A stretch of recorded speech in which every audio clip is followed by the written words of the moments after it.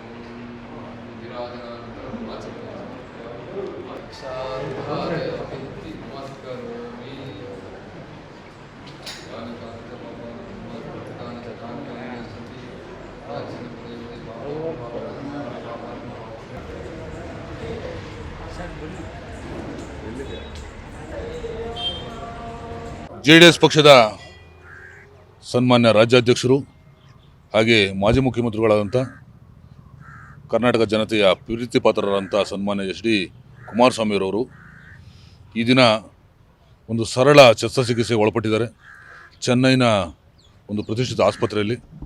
ಈ ಸಂದರ್ಭದಲ್ಲಿ ಅವರಿಗೆ ಬೇಗನೆ ಗುಣಮುಖರಾಗಲಿ, ಆರೋಗ್ಯವಂತರಾಗಲಿ, ಅತಿ ಶೀಘ್ರವಾಗಿ ಜನತೆಯ ಸೇವೆ ಬರಲಿ ಅಂತೇಳಿ ಒಂದು ದೇವರಲ್ಲಿ ಪ್ರಾರ್ಥನೆ ಮಾಡ್ತಾ ಈ ದಿನ ಕೋಲಾರ ನಗರದ ಸಾಯಿಬಾಬಾ ದೇವಸ್ಥಾನದಲ್ಲಿ ವಿಶೇಷವಾದಂಥ ಒಂದು ಪೂಜೆ ಅಭಿಷೇಕ ನೆರವೇರಿತು.